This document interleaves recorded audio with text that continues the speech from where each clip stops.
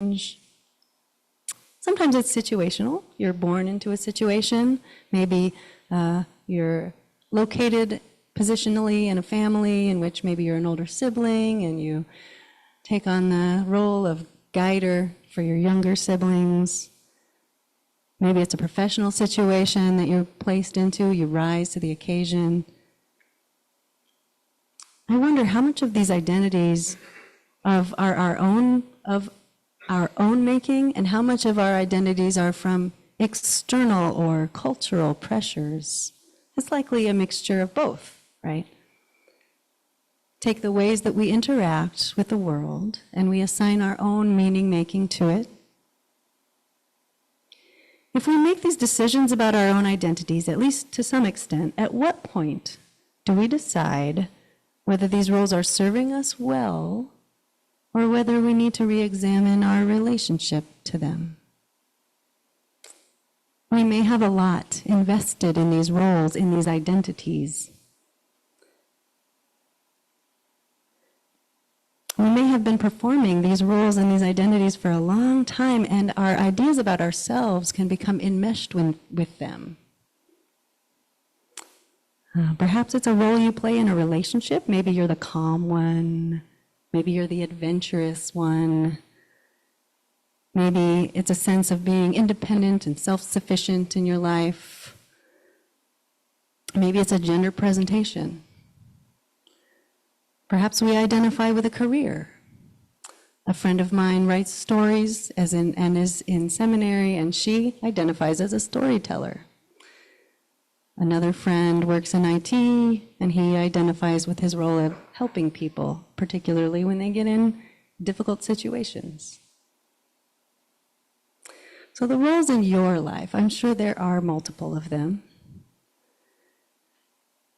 Author and therapist Martha Kauppi says, I think of a label or a role. I think of a label as something that you choose for yourself to give other people a shorthand to make assumptions about you that you can tolerate.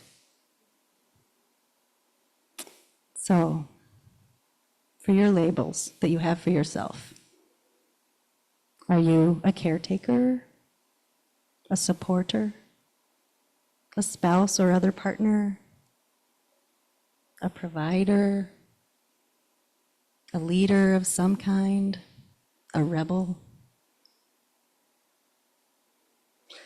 I want to invite you to think not just about what roles you have, but what you get out of these roles.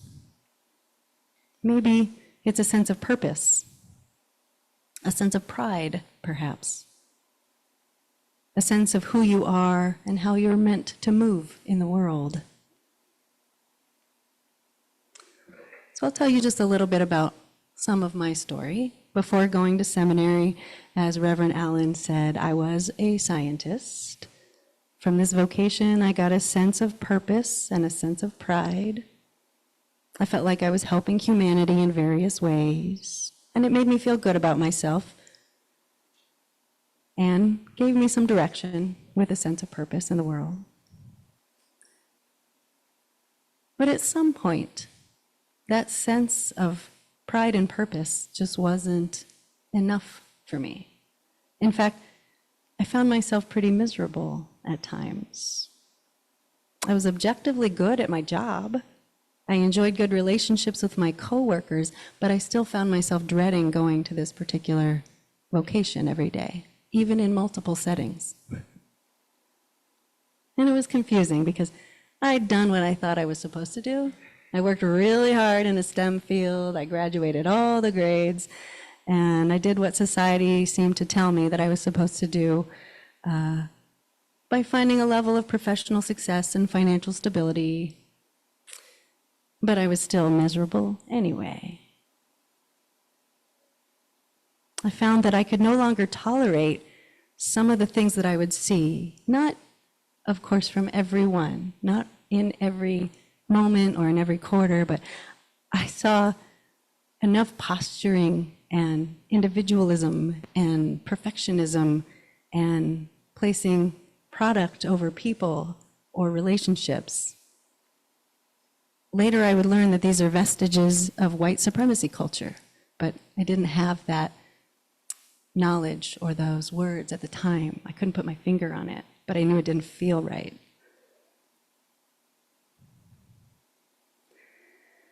So I would like to invite you to think about a difficult past transition, or perhaps a transition that you're facing now in your life.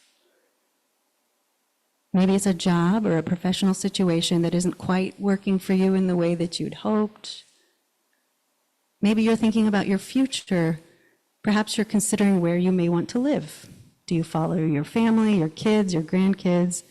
Do you move into a supportive living community? Do you stay where you are as long as you can for independent living? Or maybe it's a relationship dynamic that's no longer bringing out the best in both of you. Is there some role you're playing that has a higher cost than you're really comfortable with, even though it's familiar to you? Is there a place in your life where you no longer like how you're showing up, or how that situation is bringing forth things within you so that you're no longer able to show up the way that you like? It happens to all of us. Life has a way of tearing all of us down eventually, right? So I found, for me, I could make myself go to my job. I could make myself perform the work, but at some point, the energy that it took for me to continue doing that work was just more than I was really willing to put in. But leaving a successful career meant changing a large part of my internalized identity. An identity that I have put years of my life and quite a bit of my ego into, if I'm honest. It also meant financial instability and a loss of status in some circles. So it meant changing my identity in a way. Not just how I relate to the rest of the world, but in the way that I fundamentally saw myself. This quote from Pema Chodron's "When Things Fall Apart" captures that profound shift for me. Only to the extent that we expose ourselves over and over to annihilation can that which is indestructible in us be found. I'm going to say it again. Only to the extent that we expose ourselves over and over to annihilation can that which is indestructible in us be found. It takes humility to be willingly annihilated, and sometimes it's not willing, is it? Either way, it's a courageous step into the unknown. Or perhaps a sort of a free fall, not knowing what the landing will look like. It can take a lot to change our minds. It took me over a decade for this one, because truth be told, I knew that I wanted to go into seminary right after I got that first graduate degree. But I fell into the pit of the sunk cost fallacy. Has anyone here heard of the sunk cost fallacy? Okay. For those who don't know, or who aren't familiar, the sunk cost fallacy is a psychological economic phenomenon. It just means not wanting to abandon a thing because you've put effort into it. So even when it becomes clear that abandonment would be more beneficial, we want to keep on our path because we've already put in so much. We hate the idea of having wasted our efforts, our time, our money.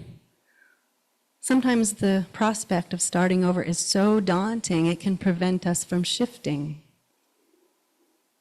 So we work so hard at something to prove that it would have all been worth it if we could just complete that project, see that relationship through the rough patch, if we could somehow show that the efforts were founded.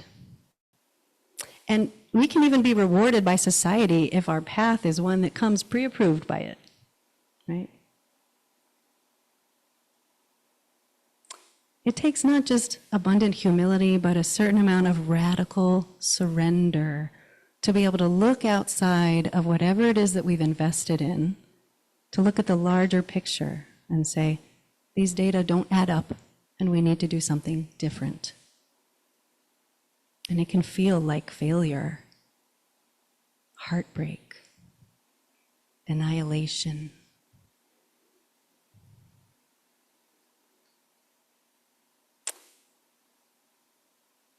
Only to the extent that we expose ourselves over and over to annihilation can that which is indestructible in us be found. Career change or job loss, relationship change or divorce, death, loss of independence. Whew.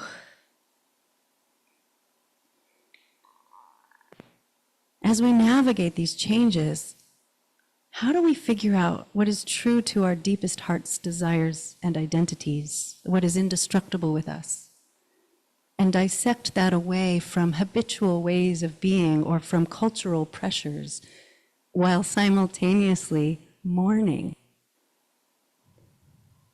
I believe there is wisdom in the saying, bloom where you're planted, but how do you know when it's time to repot? How do you know when your situation is no longer serving you or might even become toxic?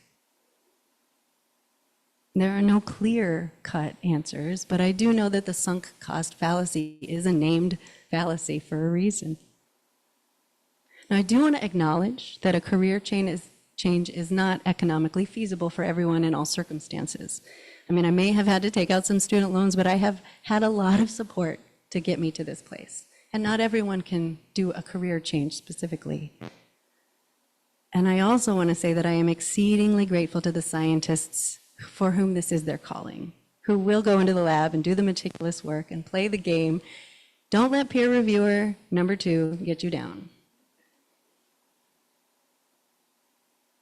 But I'm sharing about my own transition away from science because, in part, when someone that you know does something out there, makes an out there decision, it can hold up a mirror to your own life. We all have a sense of how difficult change can be, especially when that change seems to go outside of what culture or other pressures tell us we should do. Especially when the status quo has become a gilded cage. But what do we always hear about people's deathbed regrets? They regret the chances they didn't take, the things that they didn't do. And of course, progress in our culture, in our society, wouldn't be possible if we didn't question the status quo. From the civil rights movement, the LGBTQIA movement. I think that if we dare to live more in alignment and integrity with ourselves, energy that was being used to sustain an untenable thing can become liberated. And that energy can be used to become more of who we are. It can allow us to live more deeply into our inherent worthiness.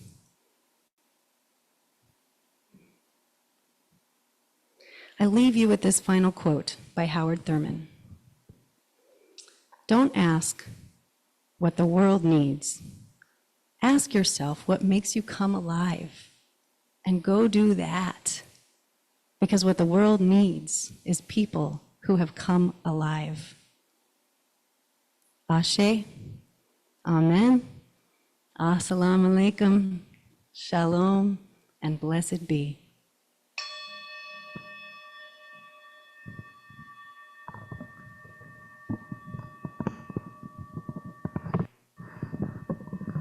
Our final hymn is in the Teal hymnal, number 1017.